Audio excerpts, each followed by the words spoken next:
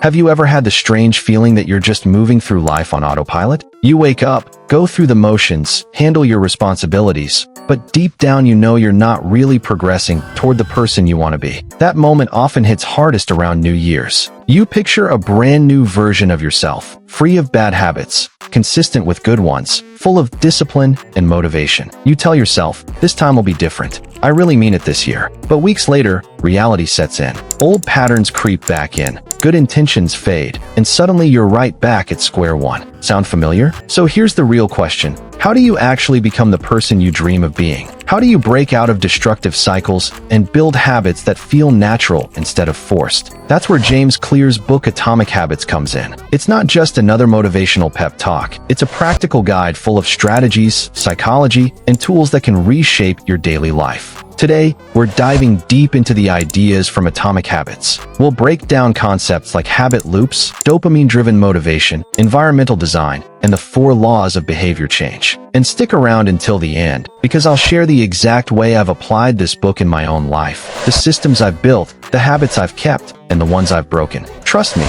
by the end, you'll see why this book deserves a permanent spot on your shelf. Let's get started. The plane analogy. Picture this. A plane takes off from New York heading for Los Angeles. But right before takeoff, the pilot shifts the nose just 3 degrees south, not even noticeable to the passengers. At first, everything looks the same. But if the plane keeps going in that slightly different direction, it won't land in Los Angeles. It'll end up in Mexico. That's how habits work. Small changes, even ones that seem trivial today, can set you on a completely different course years down the line. Good or bad, they stack up and define the direction of your life. In other words, you are your habits. The power of tiny improvements. We're often tricked into believing that success requires massive, life-altering action. We imagine overnight transformations, dramatic moments of change, or single big wins that define us. But real progress usually works the opposite way. It's the small, nearly invisible improvements that compound over time and create huge outcomes. Think about it mathematically. If you get just 1% better every single day for a year, you won't just be a little better. You'll be nearly 38 times better. But if you get 1% worse each day, the decline compounds too. You'll end up dangerously close to zero. Habits either work for you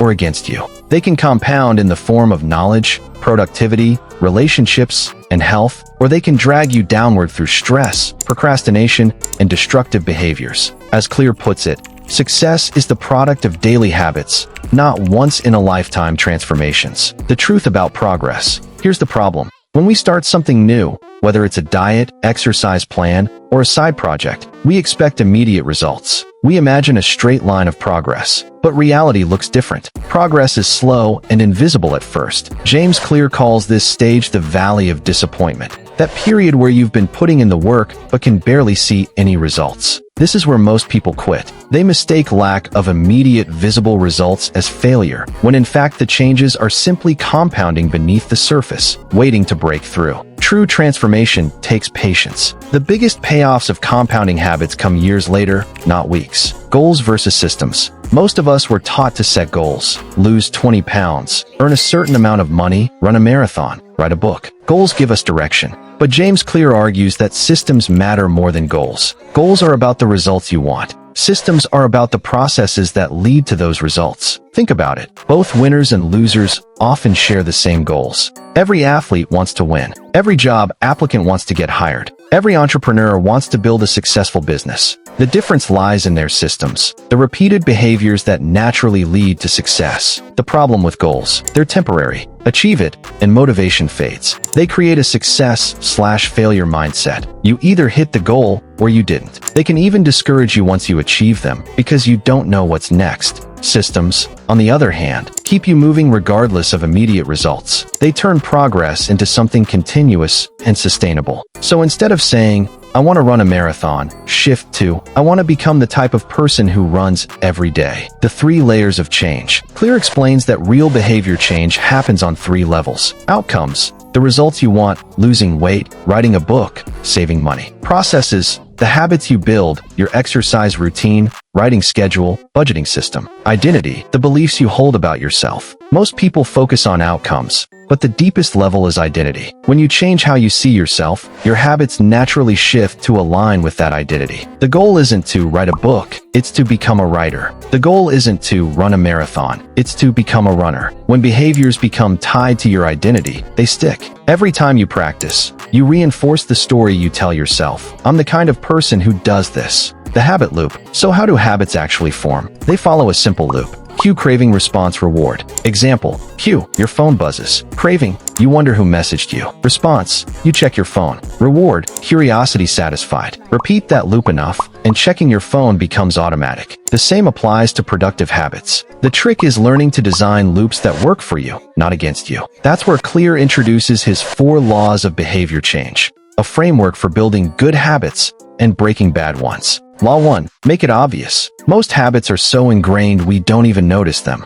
To change them, you first need awareness. One method is the habit scorecard. Write down everything you do in a day and label each habit as positive, negative, or neutral. Then, create clear cues. Vague intentions like, I'll work out more, rarely stick. Instead, use implementation intentions. I will behavior at time and place. Example, I will read for 20 minutes at 8 p.m. in my bedroom. Another tool is habit stacking. Link a new habit to something you already do. Example, after brushing my teeth, I'll meditate for 5 minutes. Finally, adjust your environment. We underestimate how much our surroundings shape us. If you want to drink more water, leave bottles where you'll see them. If you want to practice guitar, keep it out of the case and visible. As Clear says, environment is the invisible hand that shapes human behavior. Law 2. Make it attractive. We repeat behaviors that are appealing. At the core of this is dopamine, not just the chemical of pleasure, but of anticipation. Cravings drive habits more than rewards. You get a dopamine spike when you see the cookie, not when you eat it. That's why anticipation is so powerful.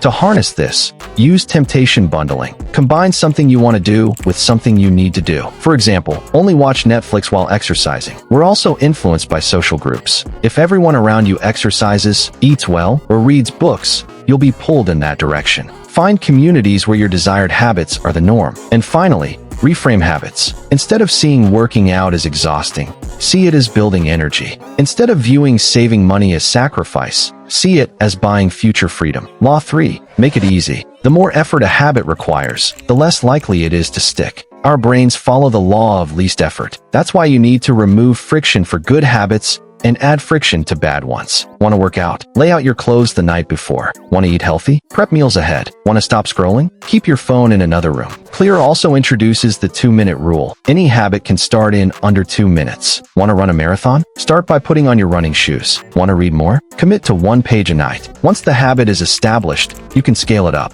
But starting small removes the mental resistance that usually stops us. Law 4. Make it satisfying. Humans repeat behaviors that feel rewarding. The key to habit formation is making sure good habits feel satisfying in the moment, not just in the distant future. Use immediate rewards like tracking progress with a calendar or habit tracker. Crossing off a day may seem trivial, but it provides the brain with a small sense of victory that keeps the loop going. And when setbacks happen, because they will, the rule is simple: never miss twice. Missing once is human. Missing twice is the start of a new bad habit. To break bad habits, do the opposite. Make them unsatisfying. Use accountability partners, financial penalties, or social contracts to add immediate consequences. My personal system. It's one thing to read these ideas, but another to apply them. Let me share how I've built systems from atomic habits into my own life. Habit I wanted to build: consistent workouts. I used an implementation intention. I will work out at 6 a.m. in the living room.